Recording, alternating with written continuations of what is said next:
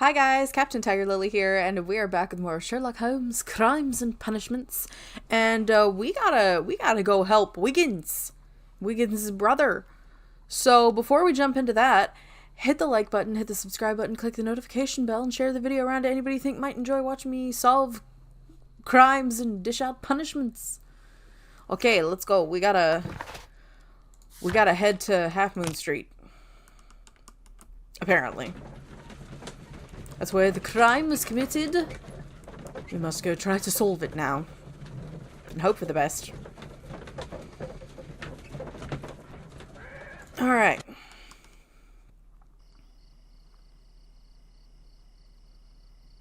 My goodness.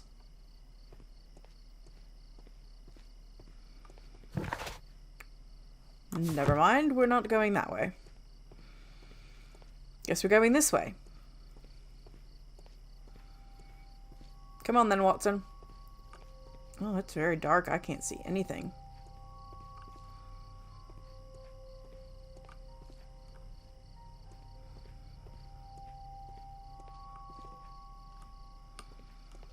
Okay. Oh my. There's a body. Please, Two gentlemen, bodies. leave the scene now. Oh, Mr. Holmes. Is that you? Good evening, Constable... Constable Marrow. I was here with Inspector Aberline during the Ripper case, Mr. Holmes, back in '88. Ah. But then this is nothing like that case.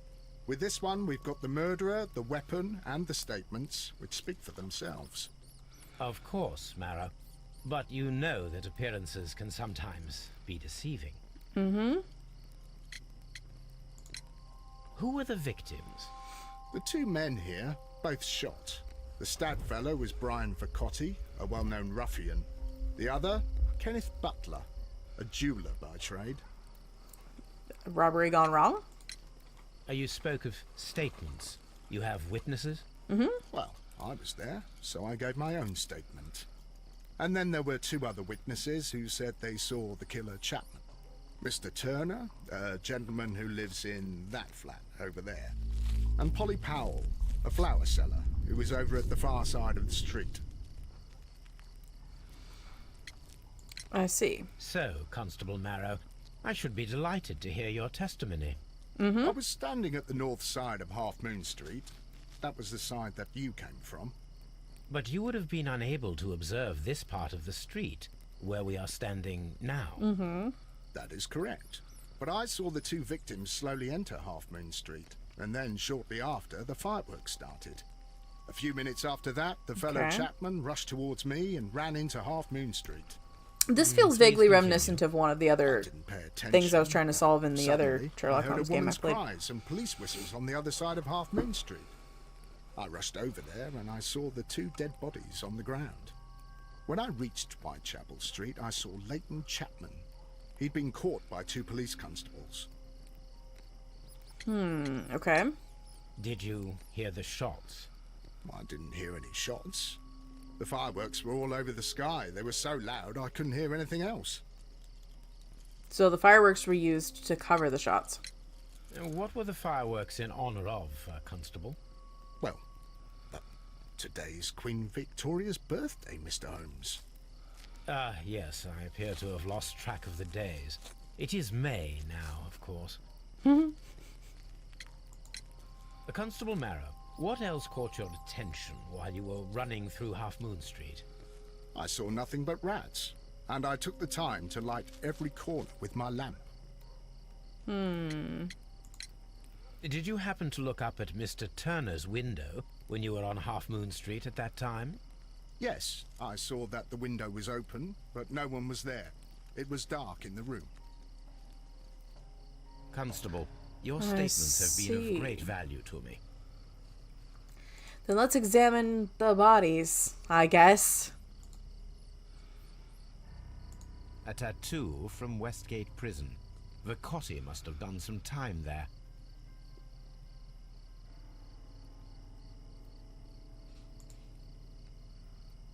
He tried to stop the bleeding with his hand. Death was not instant. The bullet penetrated his stomach. A dreadful wound. That is a very nasty way to go. Brian Vercotti suffered greatly. What a terrible way to die. Okay, are we done looking at the dead body? Because I don't really want to do that anymore. Alright. Oh. Well, first of all, we're going to do this first. Yeesh. The bullet struck his head. This man didn't stand a chance. Not where that bullet went. Oh, there's a key. This is an ordinary key. I wonder what kind of door it opens.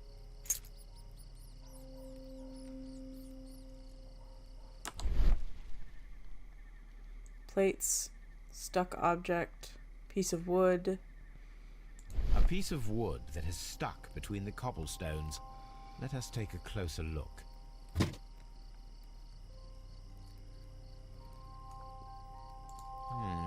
This shard of wood is quite new.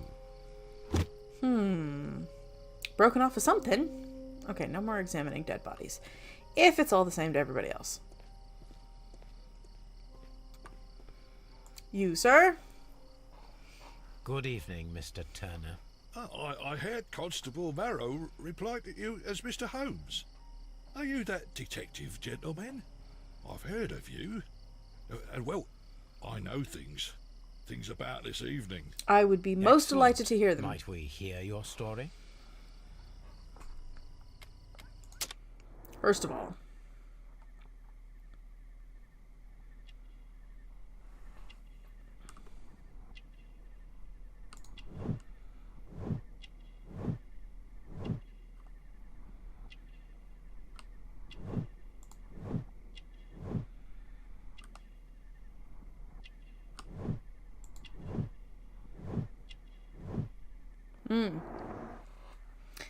he been through some shit. Could you tell us everything that you may have seen or heard? I was already in bed when the fireworks started. A few moments after, I clearly heard 2 gunshots from outside. Okay. Please continue. I quickly got up and I grabbed the lamp from my nightstand and I rushed towards the window. I looked down and I saw 2 bodies. And there was a man with a gun who was standing nearby. Where exactly? Well, near this body. Did he notice you? I don't think so. He rushed towards Whitechapel Street without looking around. Mr. Turner, did you see anyone else in the street? No, I saw no one but that man, the murderer, the fellow they caught. Okay. Were the 2 shots you heard consecutive? Yes, there was a very short pause between them, and they sounded different somehow. 2 guns. It seemed to me that the second shot was louder than the first. That is an interesting comment. Is it possible they shot each other? And then Mr. Turner, the brother just ran off with the gun? One of the guns? After you stepped up to the window. I was afraid that the man with a gun might return, so I stayed close to the window till I saw the policeman coming in the Half Moon from Whitechapel. Then I walked out to tell them everything I saw. You have helped us a great deal. Thank you Mr. very Turner. much, Turner. Okay. What else we got? So, 2 victims, different shots. Different shots, Turner's view.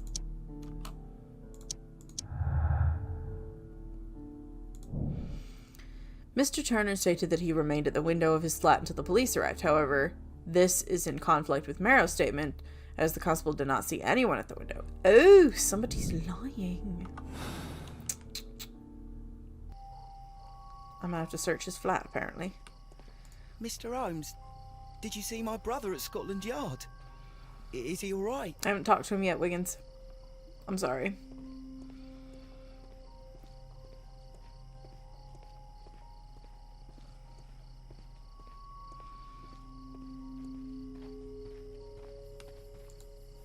Miss Polly Powell. Mrs. Powell?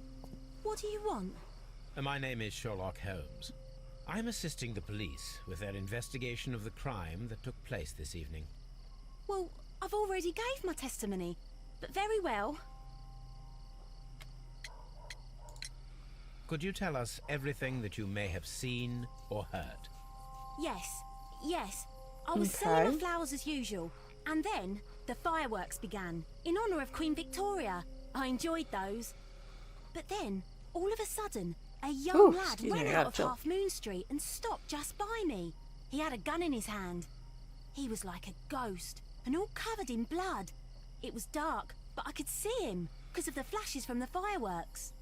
And then? I screamed as loud as I could. I knew that a policeman should be on duty in the vicinity. He had no time to escape. 2 constables got him. Then another constable came out from the very same street, and I heard him talking of a horrible murder. Okay. Mrs. Powell, did you hear the gunshots? I'm not sure. You know, what with the fireworks? Did you see anyone else leaving Half Moon Street, prior to or at the time of the crime? No, sir, I did not. Even with all the fireworks, I was very attentive, as I'm always on the lookout for customers. Okay. My thanks to you, Mrs. Powell. Now, I do wonder, what have we got to do? Interrogate Leighton and examine his belongings, talk to Mr. Turner, and check the view from his flat. Okay. I have a thought. What if he's only saying that he heard 2 different shots to make things more complicated, or I don't know. I don't know. Oh, is this the last case then? Because there's only 2 other people. This might be the last case, guys. Anyway, we're gonna go to Scotland Yard, and we're gonna go talk to Leighton and look through all his stuff. But I wonder, I feel like either they shot each other, or like the one dude shot the other and then shot himself, maybe? I don't know. And then Leighton was supposed to get rid of the gun. Mr. Holmes, I don't know. whatever brings you here so late at night? I'm interested in the case of young Leighton Chapman. He was arrested earlier this evening and accused of a double murder. And we can't be having that. I beg your pardon? That case is quite clear to the police. Or are there any new facts that we don't know about? Who knows, Inspector? Look, you are free to investigate, of course, Mr. Holmes. Chapman was arrested with a revolver in his possession, which you can find in the evidence room. Okay. The suspect himself is in custody. Alrighty. Did you find anything else on his person? A few personal belongings. Nothing particular, Mr. Holmes. Thank you, Lestrade. There might be more to it, though.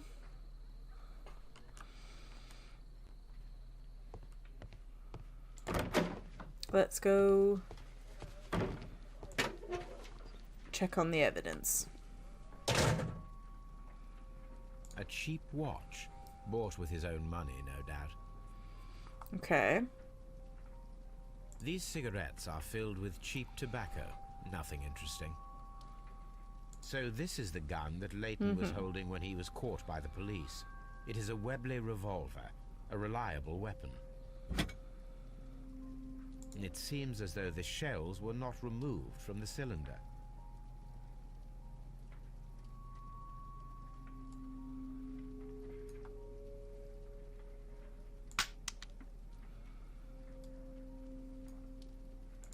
Two out of the 6 shells have been fired. One was pushed up against the stomach, which is why it would have been quieter than the other shot, which would have been further away. Which makes sense.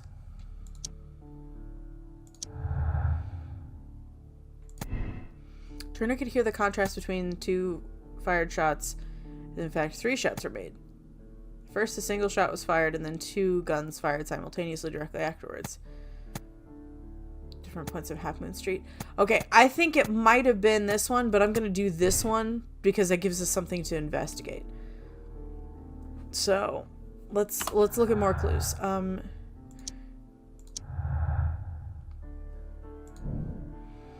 Kenneth Butler and Brian Vercotti were victims of a double murder carried out by one person. Which is contradicting, but that's okay. We're gonna leave it.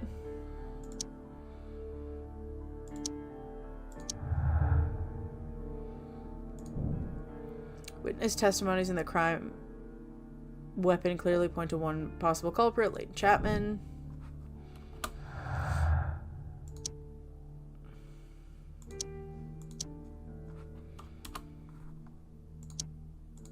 Okay. It's fine. That gives us more things to investigate. And you know what? Let's go talk to Leighton and see what he has to say about it. Please escort this suspect for interrogation. All right, Leighton. What do you got to say for yourself? Good evening, Mr. Chapman. Who are you? I've got nothing to say. It's all a mistake. Calm down, Leighton. I have come here to help you. To find out if you truly are innocent, as your younger brother Wiggins has told me. My brother? You know him? Mm-hmm. Then that means you're... Sherlock Holmes. Oh, blimey. All right, Mr. Holmes. I'll tell you everything. Good.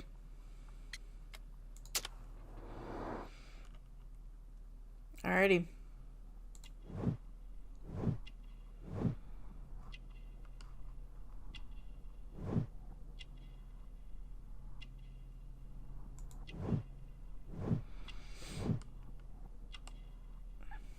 Oh, that'd be that.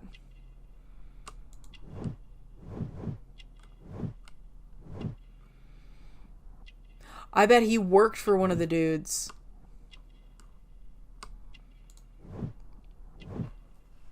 Uh-huh. I bet he worked for the one guy. And that's why he ended up being involved in this. Good. Tell me your account of what happened. I left my work, and I hurried up to see the fireworks in Whitechapel. I was late, so I decided to cut through Half Moon Street. I saw the first fireworks light up in the sky. I bumped into a constable on a corner before entering Half Moon. Then suddenly, He didn't with say all that, the though. firework flare, I saw two men. They were both lying flat in the middle of the street. I stopped where I was. I thought about turning back to the police, but as I was thinking of that, I saw a third person. He was leaning over the body that was furthest from me. The second I saw him, he raised his head, and he stared at me. In a flash, I saw his gun, but he made a dash for it instead, and he escaped through Whitechapel Street. Oh. So you might still have had time to return to the constable. I panicked. I didn't know what to do. Anyway, I approached the bodies just to see if they were still alive. I saw that one had blood pumping out of his stomach. He was dying. It was horrible. Second one was already dead. He had a hole in his head. He was holding a gun in his hand, though. I took it, and then I followed the third man. Okay. Interesting. Pray, continue. I turned a corner, and I saw the man standing in the middle of the street. He seemed to be in some sort of panic. And then, Mr. Holmes, something strange happened. I told the police and they laughed at what I said, but I swear to you, my words are true. Okay. I started running towards him. But then I was blinded by a flash. It was so bright that I hardly saw anything for a good dozen seconds. Okay. But I kept running forward. As I arrived in Whitechapel, I heard a woman screaming. And then I was caught by the police. But there wasn't a trace of that man.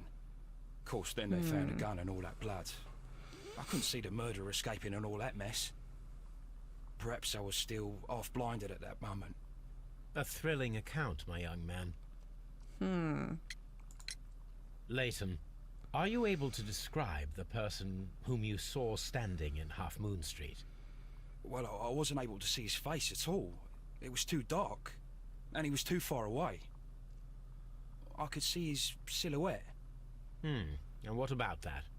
Nothing so special. He was wearing a jacket. He was quite average in size and his weight. I Okay. see. Was there anything else that struck you at the time? Anything suspicious? But perhaps it's strange, but I can't remember the sound of his footsteps as he was running away. Oh. Perhaps it was because of the fireworks or the surprise of me seeing him. Leighton, I confess I am puzzled. Why should a young lad like you take a gun from the hands of a dead man and set off in pursuit of a probable killer? I know. keep wondering that. Ugh, But at the an time, itch. it was like a reflex. A criminal ought to be arrested, and he was armed. You were willing to risk your life. That was a little foolish, unless you wanted revenge. No, Mr. Holmes. I was just being brave and stupid. Prisoners. Yeah. I'm sure that you were, but I believe that you may have recognized one of the victims, Brian Vercotti. You knew that gentleman well, did you not? However could you know that? The tattoos. You have a typical tattoo of the Westgate Brotherhood upon your hand. I observed exactly the same mark upon Mr. Vercotti. You came to know him from your sharing a past prison sentence. Am I correct, Mr. Chapman? God. You're right, Mr. Holmes. Okay, then what do you know Would about you tell me Vercotti? a little about Brian Vercotti? I would like to know We more, were thanks. convicted for a robbery. Once in prison, both of us joined one of these fraternities. During that year, we tried to help each other out, you know? You were quite young then, I believe. Yes, Mr. Holmes, we were. We'd only stolen a pound of meat. After we were released, and when I saw what my little brother had become, I decided to work towards living an honest life. And Vercotti? He had a hard time. His sister had died in a Whitechapel dispensary while he was in prison. Aw. He had no family anymore. Our paths split. He fell back into crime. So you lost him? Yes. And for around 2 years, I heard no news of him at all. We shall see you soon, young man. Okay. So...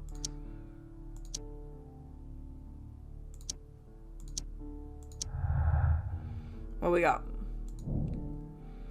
Person whom Leighton Chapman describes in his statement is a figment of his own imagination created to vindicate himself. I don't think that's true.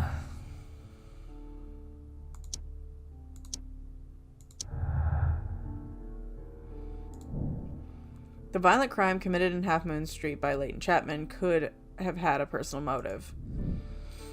I don't think that's true either.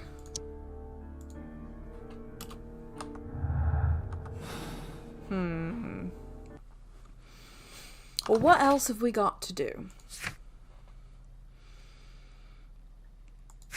Okay, so we still gotta talk to Turner, so whoops. Let's go back to Half Moon Street. We need to get into Turner's apartment and see what view he had from up there. And we need to reenact what could have happened, I guess. I don't know. There's a lot of stuff happening right now, and I don't know.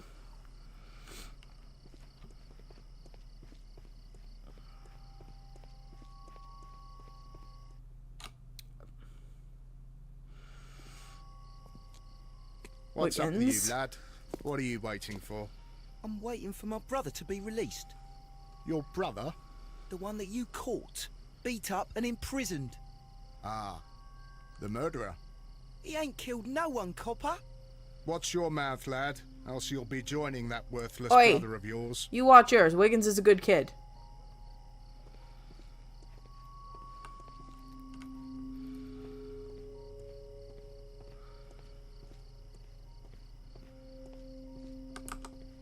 Okay. Mr. Turner, you have stated that you remained close by your window after the crime. Is that correct? Oh, yes, Mr. Holmes. I stayed at my window until the policeman arrived to examine the dead bodies.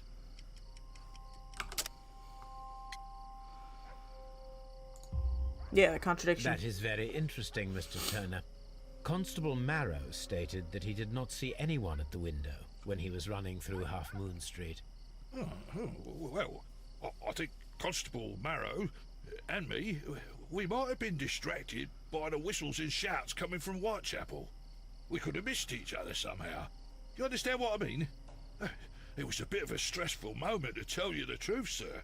Allow me to form my own theories, Mr. Turner. Would you mind showing me the view that you had from your window? Not at all, Mr. Holmes. Please, follow me. Thank you very much. Mr. Turner appears to live very modestly.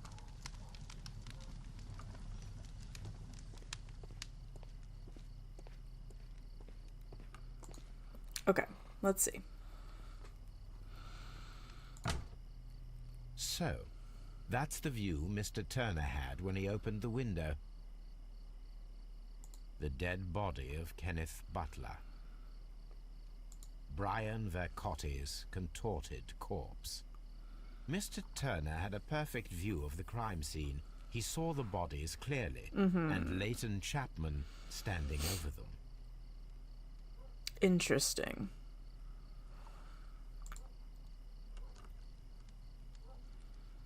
This kitchen knife is quite sharp.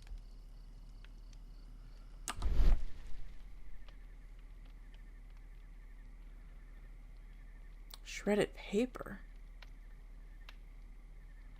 There are pieces of shredded paper scattered over the table. From what? This kitchen knife was used to cut the paper.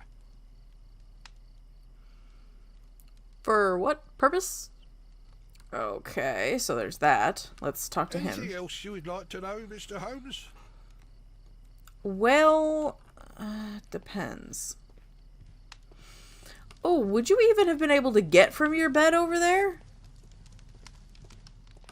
Mr. Turner was roused from his bed by the sound of gunshots.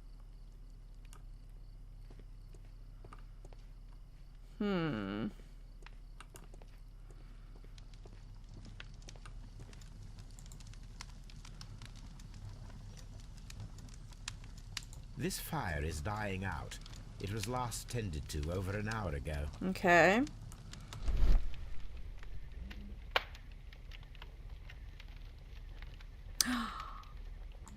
Burnt paper. The papers are almost entirely burned. I am unable to see what's written here. These words are illegible. The papers were thrown into the fire just a short while ago.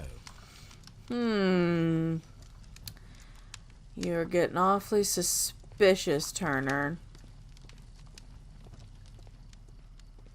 Just so you're aware. Anything else you would like to know, Mr. Holmes? Yes, technically, but I feel like I'm missing a piece of information here that I need to be telling you. Or talking to you about. Aha, bookshelves. A perfect match. So, Mr. Turner broke his stick when it became stuck between the cobblestones. He did not mention that he was so near to the victims. Uh-huh. The books on Sneaky. this shelf are in a mess. It looks as though Mr. Turner was trying to find something in a hurry here, a short while ago. Probably whatever he burned in the fireplace.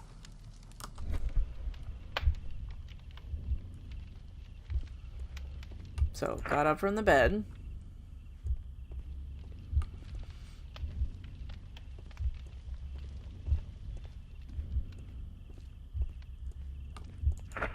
Open...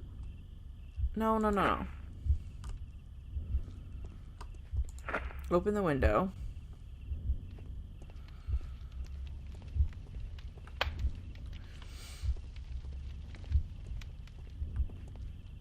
Probably...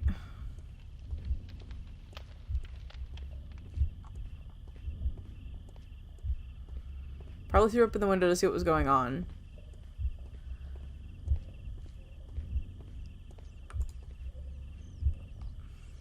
Yeah. Approach the body.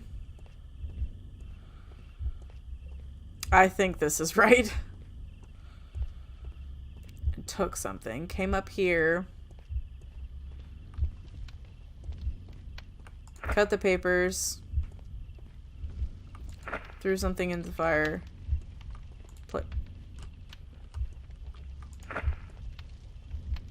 No, what the heck? Oh my god, are you kidding me? It did the whole sequence again. Got up from the bed. It's fine, I don't have to walk down there now. Open the window. Nope. Open the window.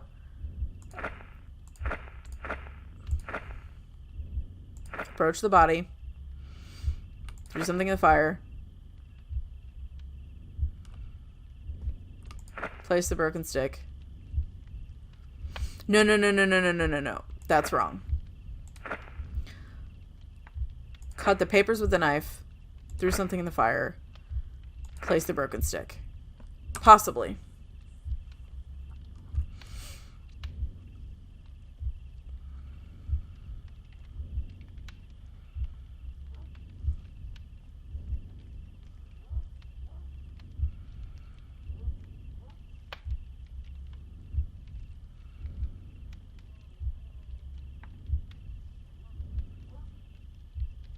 Threw that open.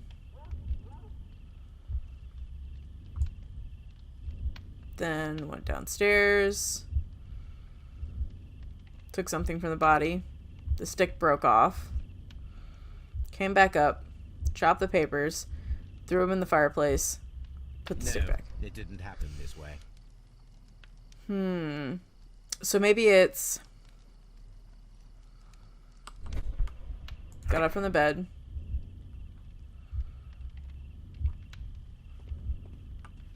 Open the window. Approached the body. Then came back. Put broken stick back. Cut papers. Then threw something in the fire.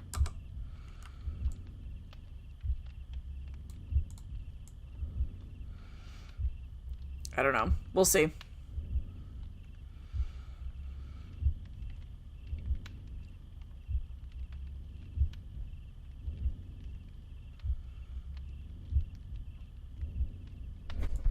Is that right? So Mr. Yes. Turner used a book to hide an object that he found on Kenneth Butler's body.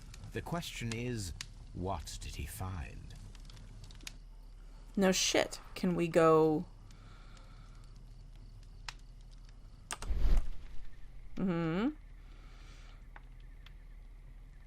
I can see prints from greasy fingers upon the cover of this book. Okay. Let us take a closer look. Well now, What is what a that? find. A precious jewel concealed inside a book. Somebody being sneaky. A bracelet with a unique ram's head design. A distinctive feature of ancient Grecian artifacts, probably of the Hellenistic era. Okay. I got questions for you, sir.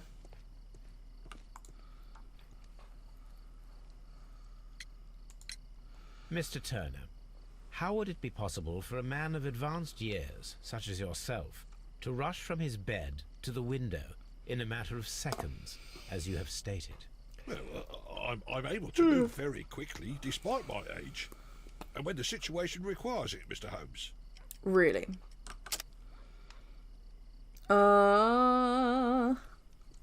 Is it the limp or the contradiction? I'm gonna go with the limp.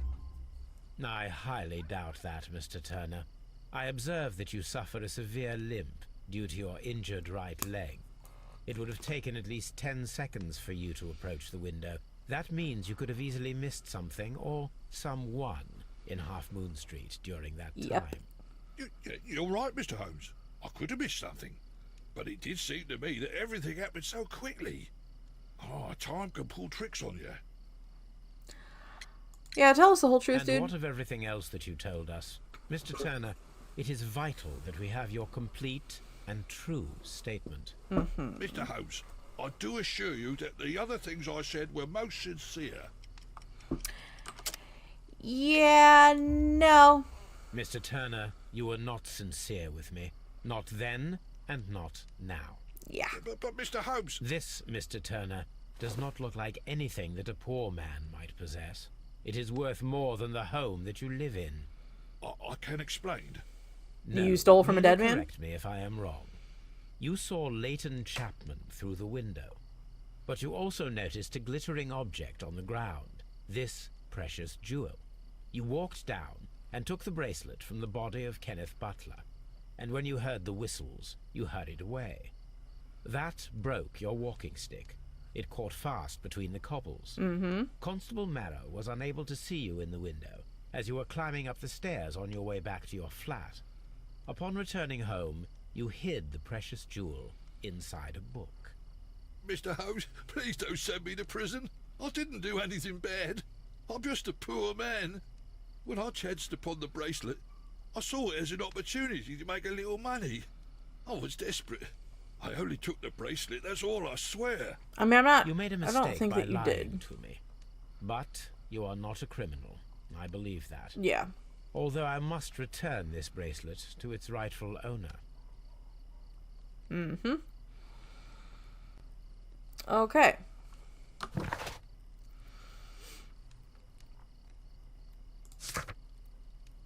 Okay, so I gotta go back to my archives. Let's go do that. I'm gonna go back to Baker Street and check the archives. I know what I said.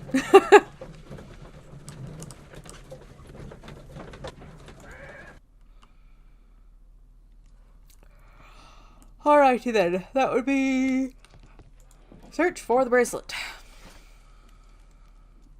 So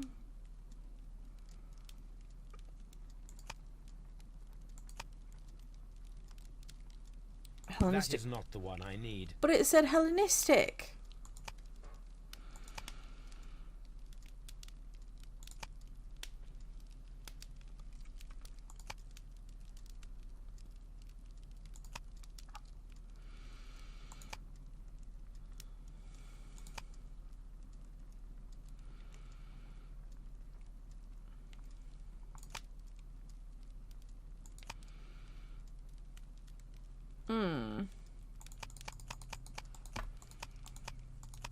Is it something else? Wellington burglary, maybe? That is not the one I need. That is not the one I need. That is not the one I need. Well, that's not helpful. Cannibals. Beg your pardon?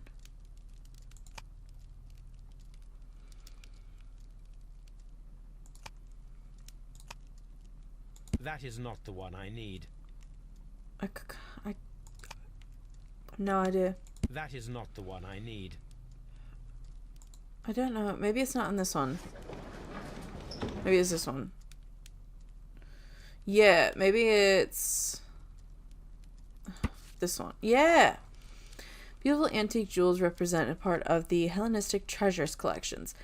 Depicted are the five heads of mountain rams upon a bracelet, necklace, and ring, each made of pure gold. 5 rams of Mytilene? Sure. Here it is. I need to continue my research in my archives.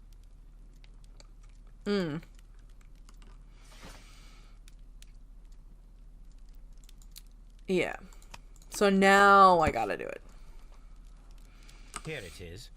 Okay, it's gonna let me read it, right? One of the victims, Kenneth apparently Butler, not. was involved in the story of the stolen Hellenistic treasures. Oh. A visit to his pawn shop should tell me more. Alright, we gotta do location. But we're gonna do that next time, so here we go. We already read that one, so... Okay. The Hellenistic treasures were stolen yesterday evening while being transported by cab on their way from the British Museum to Glassford Fine Art Exhibition. Pawnshop owner Kenneth Butler contacted Scotland Yard that night and provided information regarding a gentleman who had attempted to sell him a collection of historical art at his pawnshop in Church Street. The police have since captured the described man, a professional thief by the name of Vincent Foley, who had been in the process of escaping London via the port. He was recognized by the surviving driver of the cab that had transported the collection of Hellenistic treasures. Vincent Foy refuses to confess as to where the remainder of the treasures were hidden. He was eventually imprisoned. The lost treasures are still to be found. Alrighty. That explains that. I'm so sorry. I don't know why I keep yawning. Hello. Oh, pets. All you need now is a shawl and a mock cap, and you could be Mrs. Hudson's younger sister. Oh, finally I can pets Toby. Okay. I wonder if I could do that the whole time and I just didn't go up to him. If that's the case, I'm going to be so mad. But anyway, I'm going to leave this episode here, and we're going to go to the pawn shop in the next episode and see if we can solve this crime next time. Because, honestly, I don't think Leighton did it. Isn't that right, Sherlock? I don't know why we've zoomed in on his face, but it's fine. Anyway, If you guys like this video, hit the like button down below, hit the subscribe button, and click the notification bell. That way you guys get notified when new videos go live. And don't forget to share the video around to anybody you think might enjoy watching me solve some crimes and dish out some punishments. And this may be the last case, because it didn't look like there were any more peoples for us to meet. So let me check real quick.